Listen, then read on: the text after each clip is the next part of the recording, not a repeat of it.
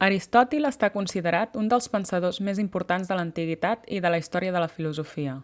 Sabem que va escriure nombrosos tractats sobre moltes àrees del coneixement, i les seves teories van ser la base de disciplines tan diverses com la zoologia, l'estètica o la lògica.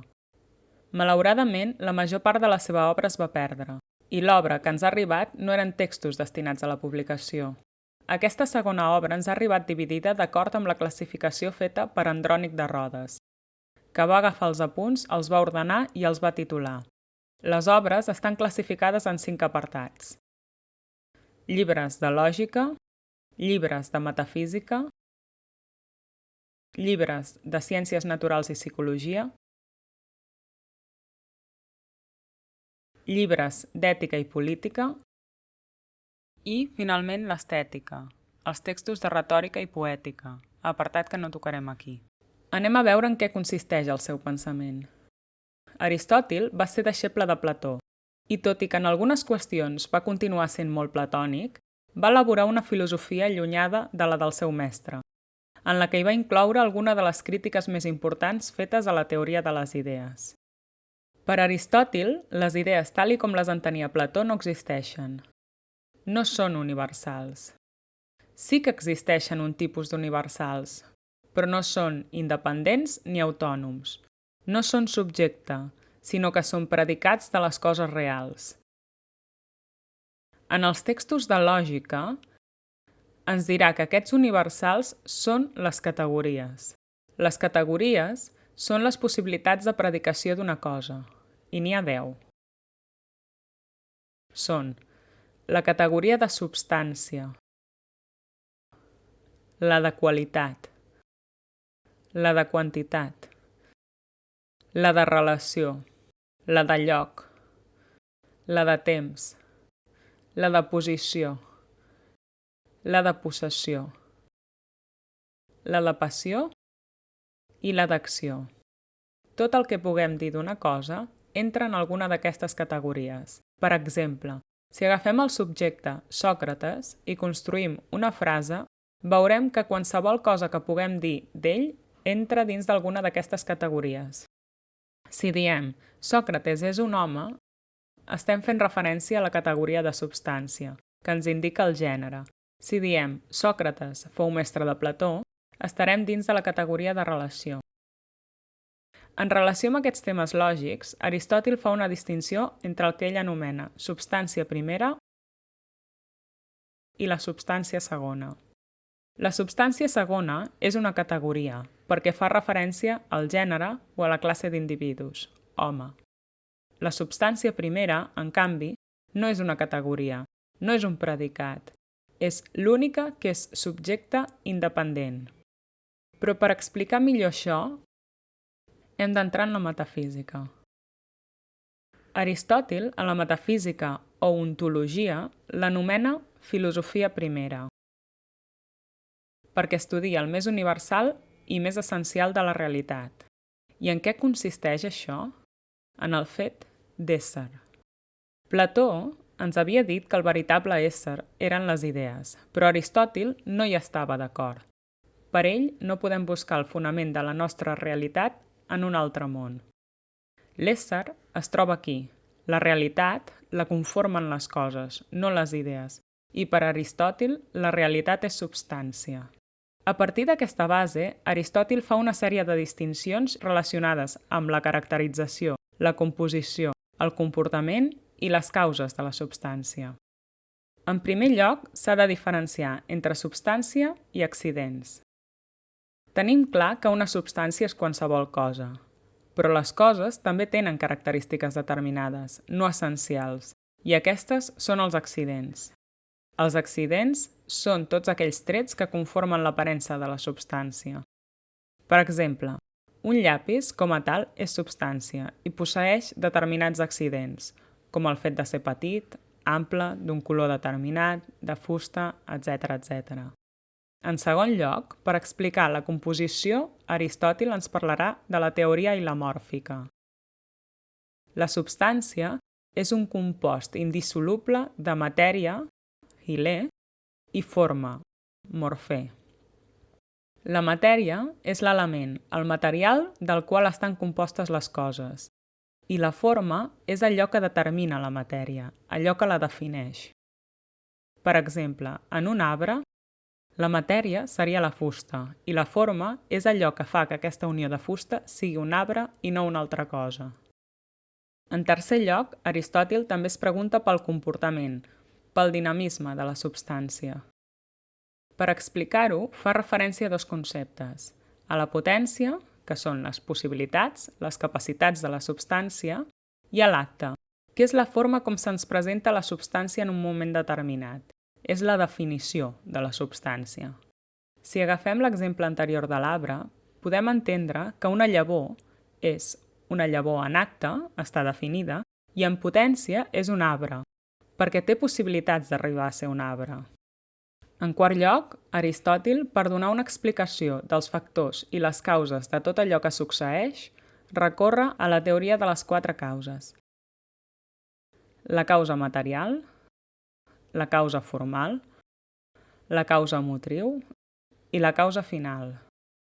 Per exemple, si pensem en una estàtua d'un emperador, la causa material seria allò que la compon, el marbre. La causa formal seria la figura, el model, com podria ser la forma de l'emperador Alexandre el Magne.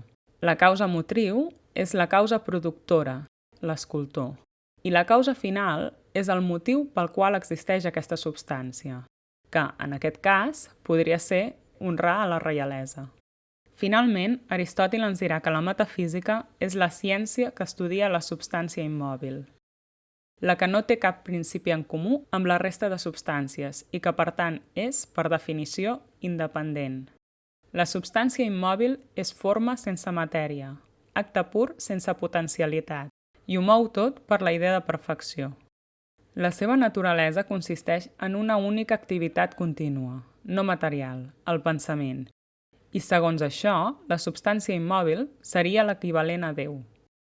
Així doncs, si la metafísica inclou temes teològics perquè estudia els éssers immòbils independents, la física aristotèlica, en canvi, estudia els éssers mòbils i dependents, que són les substàncies que formen part de la naturalesa. Per Aristòtil, explicar la naturalesa és explicar el moviment i el canvi. Per això aquí ens farà una classificació dels tipus de canvi. Per una banda tenim la distinció entre el canvi natural, produït per la mateixa substància, i el canvi artificial, produït per algun agent extern. I, per l'altra, hi ha el canvi substancial, el canvi radical de la substància, que pot ser de generació, naixement i de corrupció, desaparició o mort, i també hi ha el canvi accidental, és a dir, la modificació d'algun accident, d'alguna característica de la substància, que pot ser de tres tipus. Canvi accidental local, el trasllat de la substància d'un lloc a l'altre, canvi accidental quantitatiu, augment o disminució de la substància, i canvi accidental qualitatiu, la substitució d'una qualitat per una altra. De forma paral·lela a la física i sobretot a la metafísica, Aristòtil també es valdrà del concepte de substància per explicar què és l'home. L'home té cos i té ànima, i les dues parts encaixen amb la teoria ilamòrfica. El cos correspondria amb la matèria i l'ànima amb la forma. Com que l'ànima és la forma, allò que ens defineix, per investigar una mica més en què consisteix aquesta definició, haurem d'entrar en la psicologia aristotèlica. Dins d'aquesta, Aristòtil fa una distinció dels diferents tipus d'ànimes en relació als diferents tipus d'éssers. L'ànima vegetativa és la pròpia dels vegetals i la seva finalitat és conservar l'individu i l'espècie. Per això, les seves facultats es limiten a la nutrició i a la reproducció. L'ànima sensitiva és la dels animals, que tenen les facultats de la vegetativa i dues més. La sensació, a partir de la qual poden percebre amb els sentits, i la imaginació, que vindria a ser el que nosaltres anomenem memòria. Finalment, l'ànima intel·lectiva és l'ànima pròpia de l'home. que també té les capacitats de les ànimes inferiors, i n'afegeix una d'exclusiva, l'enteniment. Aristòtil ens dirà que de les facultats associades a les ànimes se'n deriven els diferents nivells de coneixement. El coneixement sensible l'obtenim a través de la sensibilitat, però si aconseguim fer durar més aquestes percepcions mitjançant la imaginació o la memòria, obtenim un coneixement més persistent, el de l'experiència. Ara bé, si volem tenir un coneixement més profund de la realitat, necessitem recórrer a l'enteniment. Amb l'enteniment podem entendre les causes de tot allò que existeix, i és aquesta facultat la que ens possibilita arribar al saber. Aristòtil també relacionarà les facultats de l'ànima amb l'ètica. Aquí també s'allunya de la teoria de Plató, que postulava l'existència d'una idea superior, la de bé, i que la virtut humana només podia anar lligada al coneixement d'aquesta. Aristòtil ens dirà que l'ètica està basada en l'acció humana i, per tant, és en l'observació d'aquesta on podrem trobar els fonaments de l'ètica. Diu Aristòtil que si examinem els actes humans, veurem que tots estan encaminats a aconseguir objectius, fins. Hi ha fins que en realitat són mitjans per aconseguir altres fins, però en definitiva, tots aquests fins amb caràcter de mitjans busquen aconseguir el mateix, la felicitat, l'eudaimonia. Per tant, com que l'acció humana està marcada per aquesta recerca, l'ètica ha de ser la disciplina que s'encarregui de dir en què consisteix i com s'aconsegueix la felicitat. Aristòtil ens dirà que la felicitat s'aconsegueix quan l'home es realitza, quan l'home es comporta de forma específicament humana, quan compleix la funció que li és pròpia. I, per saber quines són aquestes funcions, hem d'examinar la naturalesa humana. A la psicologia hem vist que l'home té diferents tipus de facultats. Per una banda, posseeix les facultats pròpies de les ànimes inferiors i, per l'altra, la facultat exclusiva de l'ànima humana. D'acord amb aquesta divisió, Aristòtil ens diu que existeixen dos tipus de virtuts: les virtuts ètiques i les virtuts dianoètiques. Les virtuts ètiques són les pròpies de la part apetitiva humana. Ètica deriva d'ethos, que significa conducta, comportament, caràcter. Per Aristòtil, la virtut ètica està relacionada amb l'hàbit, ja que només podem parlar d'un bon comportament quan aquest es repeteix. I és contrari al vici, que seria un mal comportament repetit. I per tenir un comportament virtuós, ens diu també que hem de situar-nos en el terme mitjà, evitant els excessos i els defectes. Aquest és relatiu a les persones, perquè cadascú té un terme mitjà d'acord amb les pròpies circumstàncies. Les virtuts dianoètiques, en canvi, fan referència a la part intel·lectiva de l'ànima, la dianoia. Dianoia, en grec, significa raonament, pensament discursiu, i això està relacionat amb el saber. És per això que Aristòtil assignarà una virtut diferent a cada tipus de saber. El saber productiu, que és l'art de transformar el món, el saber propi dels artesans, li correspon com a virtut el domini o coneixement d'un art.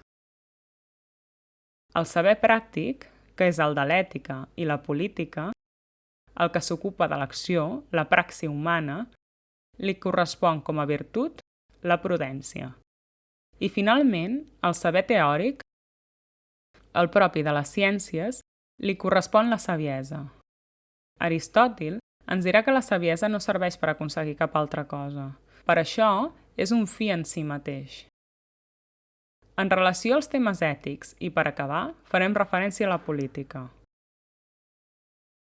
Aristòtil ens dirà que l'home, per naturalesa, és un zoon politikon, un animal social, polític, que necessita relacionar-se amb els altres. Per això Aristòtil, en la seva política, ens dirà que viure en societat és un fet natural per l'home i reflexionarà sobre l'ideal d'estat. Si l'ètica aristotèlica tractava d'esbrinar com l'home particular pot ser feliç, la política es preguntarà per la felicitat col·lectiva. Segons Aristòtil, tots els homes tenen dret a ser feliços. I per això, l'estat ideal ha de procurar que tots puguin accedir a la virtut superior. La felicitat col·lectiva s'aconsegueix fent que els homes es realitzin, i l'única manera de fer-ho és permetent l'accés de tots els homes a la virtut més elevada de totes, la saviesa. I amb això hem acabat l'esquema del pensament d'Aristòtil.